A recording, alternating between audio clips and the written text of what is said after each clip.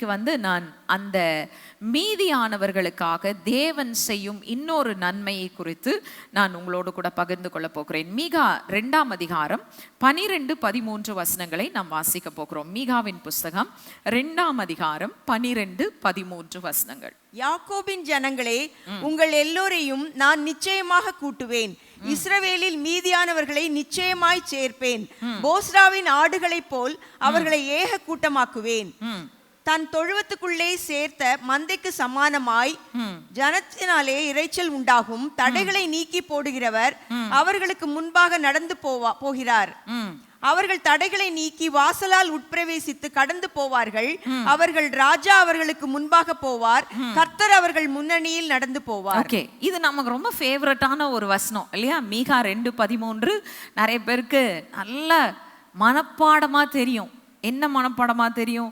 கர்த்தர் தடைகளை நீக்கி போடுகிறவர் எங்களுக்கு முன்பதாக நடந்து போவார்.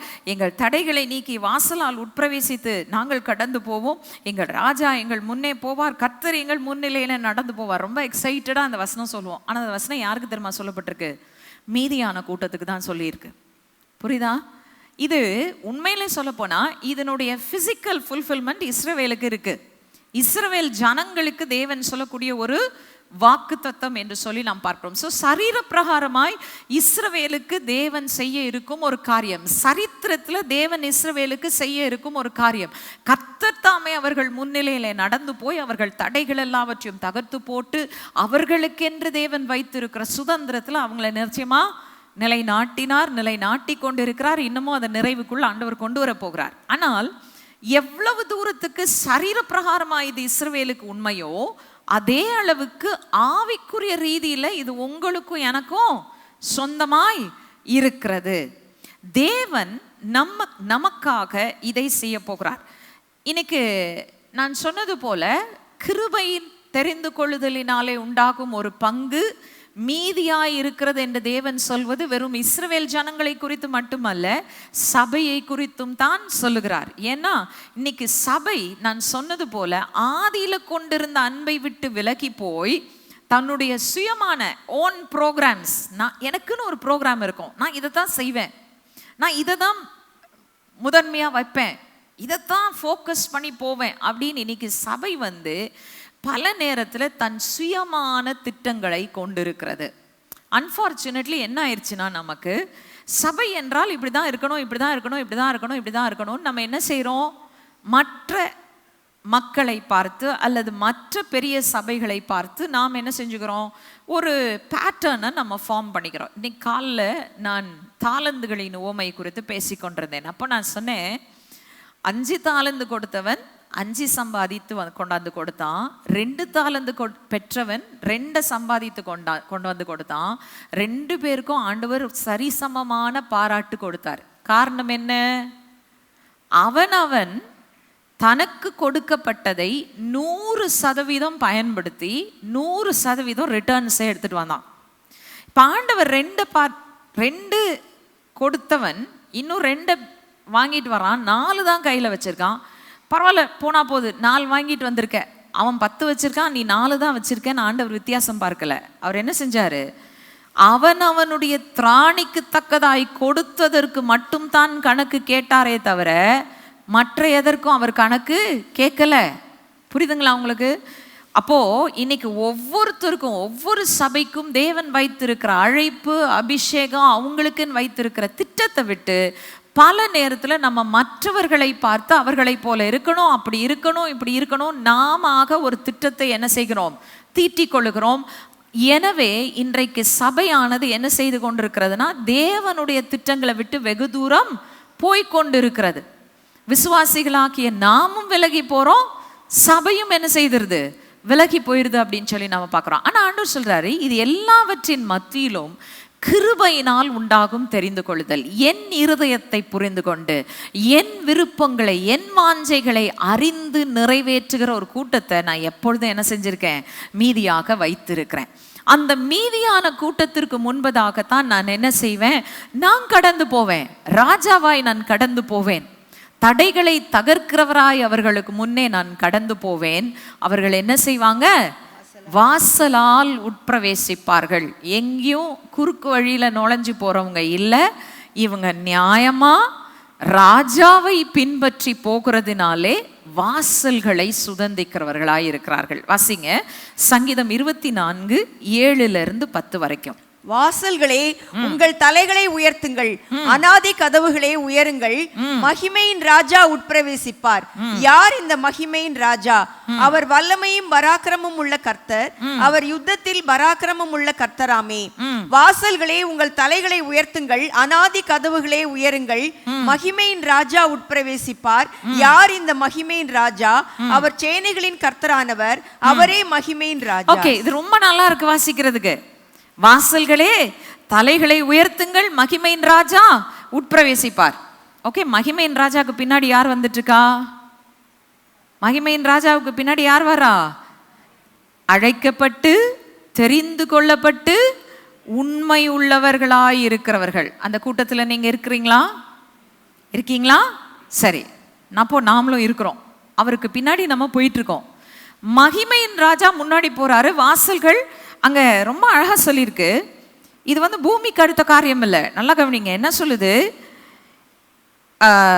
வாசல்களே உங்கள் தலைகளை உயர்த்துங்கள், அது பூமிக்குரிய கேட்ஸ்.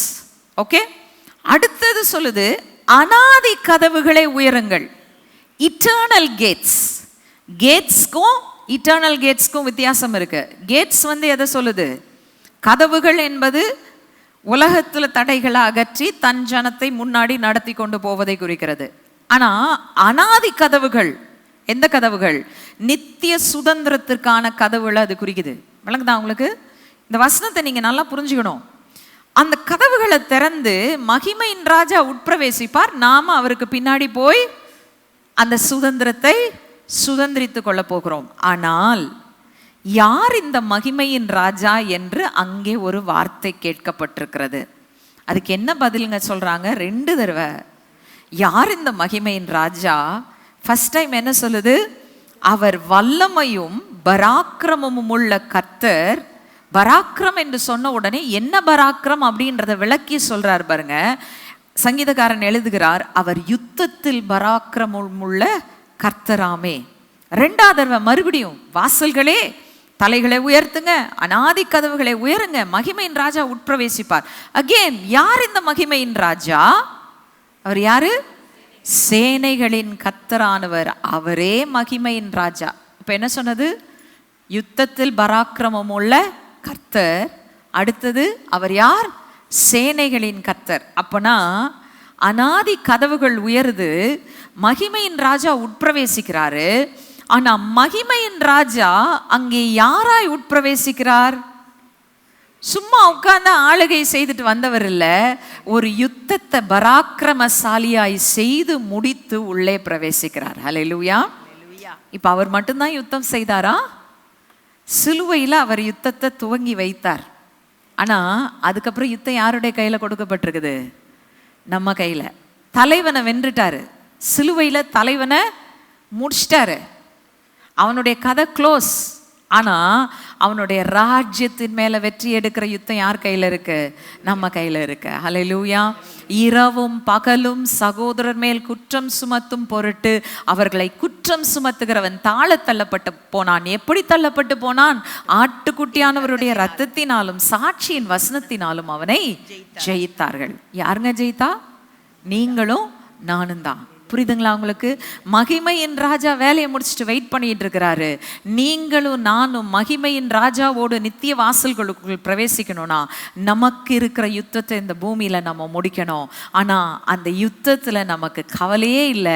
ஏன்னா தடைகள் நமக்கு முன் வந்தாலும் நம்முடைய தடைகளை தகர்க்கிற கர்த்தர் நமக்கு முன்னே கடந்து போய் கொண்டிருக்கிறார். ஹல்லேலூயா. புரியுதா நான் சொல்றது? ஓகே, எவ்வளோ அருமையான ஒரு வார்த்தை. இப்போ இந்த அநாதி கதவுகளுக்குள் நுழைவதற்கு முன் ஒரு யுத்தம் இருக்கிறது. ஏன்னா பிசாசுக்கு நல்லாவே தெரியும் அவனுடைய நேரம் முடிவுக்கு வந்து கொண்டிருக்கிறது. எப்படியாகிலும் இந்த அநாதி கதவுகளை சுதந்திரிப்பதற்கு அழைக்கப்பட்டவர்களை நான் என்ன செய்யணும்? தடுத்து நிறுத்தணும். கிறிஸ்துவனுடைய சம்பத்தை எப்படி ஆகிலும் நான் என்ன செய்யணும்? குறைக்கணும். அவனுக்கு தெரியும் வெற்றி பெற முடியாது. ஆனால் எப்படி ஆகிலும் அவருக்கு இருக்கிறதுல கொஞ்சத்தை எப்படியாச்சும் நான் பிடிங்க எடுத்து குறைச்சிடணும் அப்படின்றதான் அவனுடைய நோக்கம். வாசிங்க மார்க் 13ஆம் அதிகாரம் 22ஆம் வசனம். ஏனெனில் கள்ள கிறிஸ்துகளும் கள்ள தீர்க்கதரிசிகளும் எழும்பி கூடுமானால் தெரிந்து கொள்ளப்பட்டவர்களையும் வஞ்சிக்கத்தக்கதாக அடையாளங்களையும் அற்புதங்களையும் செய்வார்கள். ஓகே, இதுதான் சாத்தானுடைய யுத்தம். நல்லா கவனிங்க. சாத்தானுடைய யுத்தம் என்ன? கூடுமானால் தெரிந்து கொள்ளப்பட்டவர்களையும் வஞ்சிப்பதுதான் அவன் செய்யும் கடைசி யுத்தம். ஏன் வஞ்சிக்கணும்? வஞ்சித்து விட்டால் ராஜ்யத்துக்குள்ள இவங்களும் பிரவேசிக்க மாட்டாங்க. என்ன செய்ய மாட்டாங்க? பிரவேசிப்பதற்கு தங்களோடு ஒரு கூட்டத்தை கூட்டிக் கொண்டும் போக மாட்டார்கள். புரிஞ்சதா உங்களுக்கு? நீங்க வஞ்சிக்கப்பட்டுட்டீங்கன்னா என்ன ஆயிரும்? உங்களை சார்ந்து உங்களை நம்பி ஆண்டவர் எத்தனை ஆத்மாவை இந்த பூமியில வச்சிருக்கிறாரோ அத்தனை ஆத்மாவும் போயிடும். புரியுதா? அதனால இன்னைக்கு நம்ம கடைசி காலத்துல ஒரு யுத்தத்தை செய்து கொண்டிருக்கிறோம். we have to be careful. இன்னொன்று நான் சொல்லிடுறேன். நான் போன வாரம் சொன்னதை மறுபடியும் நினைப்பூட்டுறேன். உங்களில் அநேகர் மேடை ஏறி பிரசங்கம் பண்ண போவது இல்லை. ஓகே, உங்களில் அநேகர் எந்த மேடையிலையும் ஏறி நின்று கிறிஸ்துவனுடைய சுவிசேஷத்தை நீங்கள் வல்லமையோடு அப்படியே பகிரங்கமாக பிரசங்கித்து அநேகரை சேலஞ்ச் பண்ணி நீங்கள் கூட போகிறதில்ல. இங்கே இருக்கிறதுல மேபி ஒரு 10-20 பேருக்கு அந்த ஒரு அபிஷேகத்தை ஆண்டவர் கொடுக்கலாம். ஆனால் நீங்கள் ஒவ்வொருவரும் பலமாய் சுவிசேஷத்தை அனுதினமும் அறிவிக்கிறவர்களாய் இருக்கிறீர்கள். எப்படி? வாயினால் அறிவிக்கிறீங்களோ இல்லையோ, உங்கள் வாழ்க்கையினால நிச்சயமா அறிவிக்கிறவர்களாய் இருக்கிறீர்கள். உங்கள் வாழ்க்கை சரியாய் இருந்தால் நிச்சயமாகவே உங்கள் வாழ்க்கையை காண்கிற அநேகர் இன்றைக்கு கிறிஸ்துவை பின்பற்றி ஓடி வருவார்கள். அப்போ அந்த ஆத்துமாக்கள் எல்லாம் யாரை நம்பி இருக்கு? யாரை நம்பி இருக்கு? உங்களை நம்பி இருக்கு. இன்னைக்கு மறந்து போயிடாதீங்க. பிரசங்கிக்கிறவர்களால் தான் சுவிசேஷம் போகும், பிரசங்கிக்கிறவர்களால் தான் ஊழியம் நடக்கும், பிரசங்கிக்கிறவர்களால் தான் ராஜ்யத்தின் பலன்கள் சேர்க்கப்படும் என்று நீங்கள் நினைத்தால் இன்றைக்கு ராஜ்யத்தினுடைய ஒரு பெரிய பலனை நீங்களும் நானும் இழக்க போறோம். புரிஞ்சதா நான் சொல்றது? நான் உங்களுக்கு சொல்றேன். ஆனா இந்த சத்தியத்தை எடுத்துக்கொண்டு போய் நீங்கள் உங்களுடைய அனுதின வாழ்க்கையிலையும் அபியாசப்படுத்தி வாழும்போது people will see the difference. ஜனங்கள் வித்தியாசத்தை காண்பார்கள். நான் இப்போ என்ன சொன்னேன்? மீதியான கூட்டம் சூழ்நிலைகளை சார்ந்தல்ல, கர்த்தரை நம்பி மகிழ்ச்சியா இருக்கிறாங்க. நீங்க சூழ்நிலைகளை பார்த்தா நீங்களும் பக்கத்து வீட்டுக்காரனை போல நீட்ட மூஞ்ச போட்டுட்டோன்னு உட்கார்ந்துருப்பீங்க. ஐயோ கொரோனா, ஐயோ அடுத்தது என்ன வரப்போதோ தெரியாது, ஐயோ அடுத்தது என்ன வரப்போதோ தெரியாது, இப்படிதான் உட்கார்ந்துருப்பீங்க. ஆனா எல்லாத்தின் மத்தியிலும் நீங்க குதூகலிச்சு நீங்க தினந்தோறும் ஆண்டவரை பாட்டு பாடி சந்தோஷமா துதிச்சிட்டு இருந்தீங்கன்னா அவனுக்கு கொஞ்ச நாளைக்கு அப்படியே மண்டையை பிச்சுக்கிற மாதிரி இருக்கு. பைத்தியக்காரன் அவன், ஊர் உலகமே அழுதுட்டு உட்கார்ந்துட்டு இருக்குது, அவன் வீடு அப்படி ஒரு துக்க வீடா இருக்கு, இவன் என்ன உட்காந்து சிரிச்சிட்டு இருக்கான், இவன் என்ன பாட்டு பாடிட்டு இருக்கான், இவன் என்ன சந்தோஷமா இருக்கிறான் அப்படின்றப்போ கொஞ்ச நாள் வேணா உங்களை கிண்டல் அடிக்கலாம். ஆனா அந்த மகிழ்ச்சி மாற்றமே இல்லாம எப்ப பார்த்தாலும் மகிழ்ச்சியாவே இருக்கிறாங்கன்னா என்ன நடக்கும்? நிச்சயமா உங்களை ஜனங்க கவனிப்பாங்க. ஹல்லேலூயா. நிச்சயமாய் உங்களை ஜனங்கள் கவனிப்பார்கள். இன்னைக்கு காலைல ஒரு சிஸ்டர் சர்ச்சுக்கு வந்தாங்க, அங்கே ஷேடோ ஆஃபீஸ் விங்ஸில். அவங்களுக்கு நிறைய பிரச்சனை இருக்கு, அவங்களுக்கு நிறைய ஹெல்த் இஷ்யூஸ் இருக்கு, அவங்களுக்கு நிறைய போராட்டங்கள் இருக்கு. ஆனால் நான் அவங்கள பாட்டு பாடுற நேரத்தில் கவனித்தேன், பக்கத்தில் மகளோட சந்தோஷமாக ஏதோ ஒரு காரியத்தை பேசிட்டு 2 பேரும் சிரிச்சிட்டு அந்த பாட்டை பாடிட்டு இருந்தாங்க.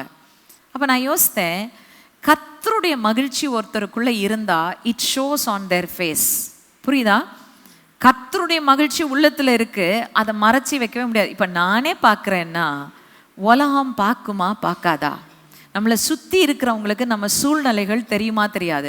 எனக்கு கூட உங்கள் சூழ்நிலை தெரியாமல் இருக்கலாம், ஆனால் உங்கள் பக்கத்து வீட்டுக்காரன் இரவும் பகலும் உங்களையே பார்த்துட்டு இருப்பான் இல்லையா? நிறைய நேரத்தில் நமக்கு சுற்றி இருக்கிற மக்களுக்கு என்ன ஒரு ஆசைன்னா நம்மளே ஆடி இப்படி உற்று பார்த்து உன் வீட்டுக்குள்ளே என்ன நடக்குது எனக்கு தெரியுமா, பார்க்க முடியுமா? அதனுடைய விளைவு தான் இன்றைக்கி டிவியில் வர நிகழ்ச்சிகள்லாம். ஊர் கதை பேசுகிறதும் ஊர்ல நடக்கிற காரியத்தை மற்றவன் வாழ்க்கை, மற்றவன் எப்படி வாழ்றான்னு பார்க்கறது தான் இன்னைக்கு வந்து ஊருடைய பொழப்பாவே போச்சு. That's what they want. ஊர்க்கதை பேசி, முன்னாடியெல்லாம் பாட்டி கதை எங்கே நடக்கும்னா வீட்டு வாசலில் உட்காந்து பேசுவாங்க, பாட்டியும் பேசுவாங்க. இன்னைக்கு ஊரே பேசுது. சோஷியல் மீடியா, டெலிவிஷன், எல்லா இடத்துலையும் ஊர்க்கதை பேசுகிறது தான் வேலை. புரியுதா உங்களுக்கு? ஆனால் இன்னைக்கு நீங்களும் நானும் கர்த்தருடைய பிள்ளைகளாய் வாழ்வோம் என்று சொன்னால், if we live as the children of the living God, பக்கத்து வீட்டுக்காரன் என் வீட்டை உத்து பார்க்கறது ஏதாச்சும் ஒரு கதை பேசலாமா, ஏதாச்சும் ஒரு புரணை பேசலாமா அப்படின்னு பார்ப்பான். ஆனால் கிறிஸ்துவை எனக்குள் காணும்போது அவன் உணர்த்தப்படுவான். என்னைக்கோ ஒரு நாள் உணர்த்தப்படுவான். அல்லேலூயா. உங்கள் சாட்சியை காத்துக்கொள்ளுங்க. ஏன்னா பிசாசு இன்னைக்கு சத்தியத்திலும் சாட்சியிலும் ஒரு தடையை கொண்டு வந்து விட்டால் அநேக ஆத்துமாக்களை அவன் விழத்தட்ட முடியும் என்பதை அறிந்து தான் செயல்பட்டு கொண்டிருக்கிறான். நாம் ஒரு யுத்தத்தில் இருக்கிறோம். we are in a warfare. it's not easy. காலம் கடைசியை நெருங்கி வர வர வர வர என்ன நடக்கும்? இதுவரைக்கும் யுத்தம் செய்த பிசாசு இன்னும் பலமாய் யுத்தம் செய்வான். ஏன்னா அவனுடைய காலம் என்ன ஆயிடுச்சு? குறுகி போயிடுச்சு. இன்னும் கொஞ்சம் காலம் தான் இருக்கு. இந்த காலத்துக்குள்ள என்ன பண்ண முடியும் அப்படின்னு ஒரு வெறியோட சுத்துவான் பிசாசு. ஆனா நீங்களும் நானும் அவனுக்கும் மேலான வைராக்கியம் கொண்டு எழும்புவோம் என்று சொன்னால் நிச்சயமாக ஒரு ஆத்மாவை கூட இழந்து போகாம, நீர் எனக்கு கொடுத்ததை நான் இழக்காம உம்முடைய சமூகத்துல சேர்க்கணும்னு இயேசு கிறிஸ்து எப்படி வாஞ்சித்தாரோ அதே போல நீங்களும் நானும் வாஞ்சையோடு கூட அதை செய்ய முடியும். அல்லேலூயா. Remember, our life is an epistle that is being read by thousands of people every day. நீங்க எத்தனை அதிகமான ஆட்களை நீங்க சந்திக்கிறீங்களோ அத்தனை அதிகமான ஆட்கள் உங்களுடைய வாழ்க்கையை வாசிக்கிறார்கள், பார்க்கிறார்கள், கிறிஸ்துவை காண்கிறார்கள். ஒருவேளை நான் ஹவுஸ் ஒய்ஃப் தானேங்க, நான் வீட்டிலே தானே இருக்கேன் அப்படின்னு சொன்னா, நீங்க வீட்டிலே இருந்தாலும் உங்க பிள்ளைங்க உங்களை பார்க்குறாங்க, உங்க பிள்ளைங்க உங்களை பார்த்து தான் கற்றுக்கொள்றாங்க. நீங்க தெய்வ பக்தி உள்ளவங்களா இருந்தீங்கன்னா definitely at least you will influence your children. உங்க பிள்ளைங்கனாலும் உங்களால என்ன செய்வாங்க? கர்த்தரை அறிந்து கொள்ளுகிற அறிவிலே வளருவார்கள். Remember, every person influences someone. வாழ்க்கையில யாருமே தனிநபர் அல்ல, தனிமரம் அல்ல. எல்லாருமே யாரோ ஒருத்தரை இன்ஃப்ளூயன்ஸ் பண்ணத்தான் செய்கிறோம். இன்ஃப்ளூயன்ஸ் பண்ணக்கூடிய இடத்துல தான் ஆண்டவர் நம்மளை வச்சிருக்கிறார். அப்போ நான் கிறிஸ்துவுக்கு உண்மையாக இருந்தால் என்னை சார்ந்திருக்கிற ஆத்துமாக்கள் ஒன்று கூட தொலைந்து போகாம எல்லாம் நிச்சயமா கர்த்தருடைய சமூகத்துல வந்து சேர்க்கப்படும் என்று சொல்லி நாம் பார்க்கிறோம். சியோன் விசுவாச தேவாலயத்தில் வழங்கிய மற்ற தேவ செய்திகளை பார்க்க விரும்பினால் யூடியூபில் ZFT சர்ச் என டைப் செய்து உங்களுக்கான தேவ செய்திகளை கண்டு கேட்டு ஆசீர்வதிக்கப்படுங்கள். மேலும் சப்ஸ்கிரைப் செய்து பெல் பட்டனை அழுத்தினால் உங்களுக்கான தேவ வார்த்தைகளை உடனுக்குடன் அறிந்து கொள்ளலாம். இந்நிகழ்ச்சி மூலம் மற்றவர்களும் பயன்பெற ஷேர் செய்யவும். கர்த்தர் உங்களை ஆசீர்வதிப்பாராக.